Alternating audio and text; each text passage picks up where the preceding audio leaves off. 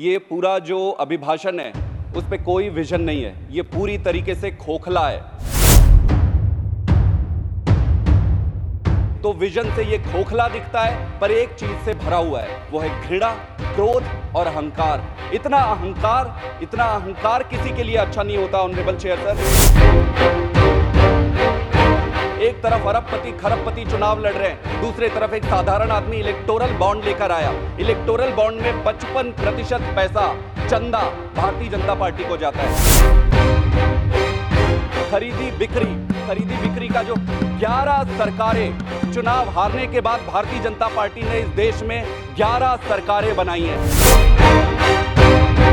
Code लगने के बाद अरविंद केजरीवाल जी जो मुख्यमंत्री है चुने हुए, उनको जेल भेजा जाता है कोड लगने के बाद। ऑनरेबल चेयर सर,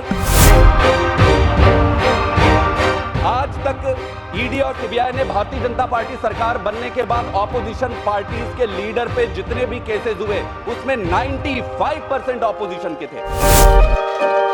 आप रिवाइव करके पीएमएलए लेके आते हैं, उस पीएमएलए को आप हथियार बनाते हैं। आपने पीएमएलए को हथियार बनाया, सीबीआई और ईडी को अपना हथियार बनाया। आपके पास एक तरफ कानून भी आ गया, दूसरी तरफ एजेंसी आ गया। करो हमला विपक्षियों पर। 100 MGD पानी कम कर दिया गया, 28 लाख लोगों को पानी की कमी पड़ गई। क्या हमारा देश इस स्थिति पे आ गया है कि राजनीति के लिए हम पानी रोकेंगे? भगवान राम और रावण में एक ही अंतर था कि राम को अहंकार का ज्ञान था और रावण को ज्ञान का अहंकार था। मैं आप सबसे अनुरोध करता हूं कि अहंकार छोड़ते हैं, मिलकर काम करते हैं, देश बनाते हैं, बहुत काम है। प्लीज। धन्यवाद चेयर सर। राष्ट्रपति के अभिभाषण में आपने मुझे बोलने का मौका दिया, इसके लिए मैं आपका और इस सभा का stick to your time. We have 46 speakers today. Please. इस सभा का धन्यवाद करता हूं मैं। ऑनरेबल चेयर सर, हमने राष्ट्रपति के इस अभिभाषण का बहिष्कार किया था। आपने मुझे 6 मिनट का समय दिया है। 6 मिनट पे मैं आपको बताऊंगा आपके माध्यम से देश को, मैंने नहीं दिया, प्लीज, कि कैसे ये पूरा जो अभिभाषण है उस पे कोई विजन नहीं है, ये पूरी तरीके से खोखला है। आप किसी भी सरकार के कार्यकाल को देखकर अंदाजा लगाते हैं कि उनका विजन क्या है और वो क्या करना चाहते हैं। इसमें एक भी विषय पर कोई विजन दिखाई नहीं देता है। अगर कुछ दिखाई देता है पिछले 10 सालों में, तो वो दिखाई देता है गुड़, गोबर, मंगलसूत्र, भैंस, मुजरा, ये सारी बातें। प्रधानमंत्री के मुख से ये शोभा नहीं देता, लेकिन यही विजन है। आप कार्यकाल में किए गए सारे कार्यों को देखेंगे तो विजन से ये खोखला दिखता है, पर एक चीज से भरा हुआ है, वो है घृणा, क्रोध और अहंकार।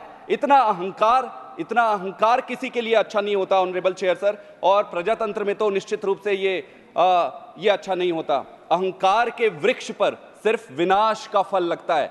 400 से 240 आने में समय नहीं लगा। ऑनरेबल चेयर सर, कई सारे इश्यूज है, लेकिन मैं सिर्फ एक विषय को यहां रखना चाहता हूं, वो है प्रजातंत्र के कारण ही आज भारत है। ऑनरेबल चेयर सर, प्रजातंत्र का सबसे प्रमुख आधार चुनाव होता है, और किस तरीके से पूरी चुनाव की प्रक्रिया को सबवर्ट करने की कोशिश की जा रही है वो हमें समझना पड़ेगा। सबसे इंपॉर्टेंट चीज होता है कि चुनाव कराने वाली संस्था, चीफ इलेक्शन कमीशन के चुनाव में अगर आप निष्पक्षता नहीं रखेंगे, अगर आप न्यूट्रलिटी नहीं रखेंगे, तो आप चुनाव निष्पक्ष कैसे कराएंगे? अगर चुनाव में लगने वाले पैसे पर कोई रोक नहीं रहेगा, तो एक आम आदमी इस देश का कैसे चुनाव लड़ेगा? एक तरफ अरबपति खरबपति चुनाव लड़ रहे हैं, दूसरे तरफ एक साधारण आदमी इलेक्टोरल बॉन्ड लेकर आया। इलेक्टोरल बॉन्ड में 55% पैसा चंदा भारतीय जनता पार्टी को जाता है। इसके अलावा 33 ऐसे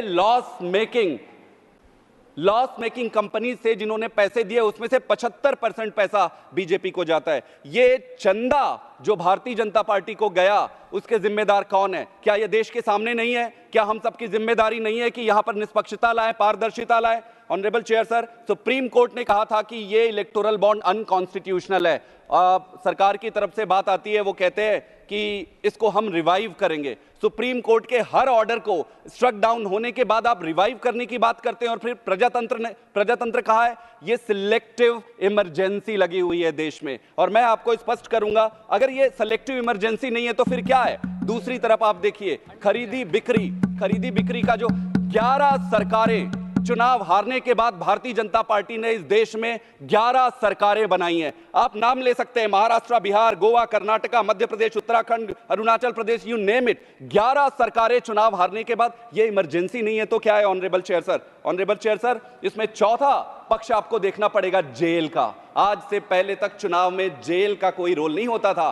कोड लगने के बाद अरविंद केजरीवाल जी जो मुख्यमंत्री है चुने हुए, उनको जेल भेजा जाता है। कोड लगने के बाद ऑनरेबल चेयर सर, कोड लगने के बाद जेल भेजा जाता है। आप सामने से चुनाव नहीं लड़ सकते, आप में इतनी हिम्मत नहीं है। आप पहले ईडी सीबीआई का दुरुपयोग करते हो, उससे काम नहीं बनता है। सरकार खरीदने की, धमकाने की कोशिश करते हो, काम नहीं बनता है। जब काम नहीं बनता है तो आप जेल में डाल रहे हो। चुनाव की प्रक्रिया में ऑनरेबल चेयर सर, हमारे देश में ये जेल कहां से आ गई? तो ये सिलेक्टिव इमरजेंसी नहीं है तो फिर क्या है? अगला मैं अगर आपको बात रखूं एग्जीक्यूटिव का, तो जितने आईपीएस आईएएस हैं, जब वो पढ़ाई करते हैं, बहुत अच्छी भावना से देश के लिए पढ़ाई करते हैं कि मैं बनूंगा, देश की सेवा करूंगा। उनके ऊपर आज अनड्यू प्रेशर इतना ज्यादा है। उनकी गलती नहीं है, इतना अनड्यू ज्यादा प्रेशर है। वो कहां से डिलीवर करेंगे चेयर सर? कहां से देश के लिए सेवा करेंगे? आप देखिए, सीबीआई और ईडी का अगर आप मोटो पढ़ेंगे, इंडस्ट्री, इंपार्शियलिटी, इंटेग्रिटी, अकाउंटेबिलिटी, एक्सीलेंस, इंपार्शियलिटी, ये ईडी और सीबीआई के मोटो है। आप इस पे एक भी काउंट पर अगर ये बता दे ऑनरेबल चेयर सर, ये पूरे देश और दुनिया के सामने है। आज तक ईडी और सीबीआई ने भारतीय जनता पार्टी सरकार बनने के बाद ऑपोजिशन पार्टीज के लीडर पे जितने भी केसेस हुए, उसमें 95% ऑपोजिशन के थे। 95% ऑपोजिशन लीडर के ऊपर आपने ये केसेस किए। आप इंपार्शियलिटी, अकाउंटेबिलिटी, एक्सीलेंट, ये सारी किताब में रह गई ये सारी बातें। आप जुडिशरी को लीजिए, जुडिशरी के 3 हिस्से honourable chair sir, judiciary itself, दूसरा एजेंसीज और तीसरे है कानून। आप पीएमएलए लेके आते हैं, आप उस पे सेक्शन 45 लेकर आते हैं, सुप्रीम कोर्ट कहता है अनकॉन्स्टिट्यूशनल है, स्ट्रक डाउन कर देता है। आप उसको रिवाइव करते हैं, आप रिवाइव करके पीएमएलए लेके आते हैं। उस पीएमएलए को आप हथियार बनाते हैं। आपने पीएमएलए को हथियार बनाया, सीबीआई और ईडी को अपना हथियार बनाया। आपके पास एक तरफ कानून भी आ गया, दूसरी तरफ एजेंसी आ गया। आप करो हमला विपक्षियों पर, एक एक करके। जुडिशरी में जज का सिलेक्शन है। आप ये कहते हो कि जज के सिलेक्शन में इनको अपना सरकारी तंत्र चाहिए ताकि उसमें भी ये कर सके। संघीय ढांचे की अगर मैं बात करूं, दिल्ली को 100 एमजीडी पानी कम कर दिया गया। 28 लाख लोगों को पानी की कमी पड़ गई। क्या हमारा देश इस स्थिति पे आ गया है कि राजनीति के लिए हम पानी रोकेंगे? पंजाब के 8,000 करोड़ रुपए आप रख लेते हो, 26 जनवरी में झांकी नहीं लगाते हो। पंजाब दिन रात शहीदी दे रहा है ऑनरेबल चेयर सर, दिन रात शहीदी दे रहा है, देश का पेट पोस रहा है। 26 जनवरी में आप उसका झांकी नहीं लगा सकते। धिक्कार है ऐसी परिस्थिति को।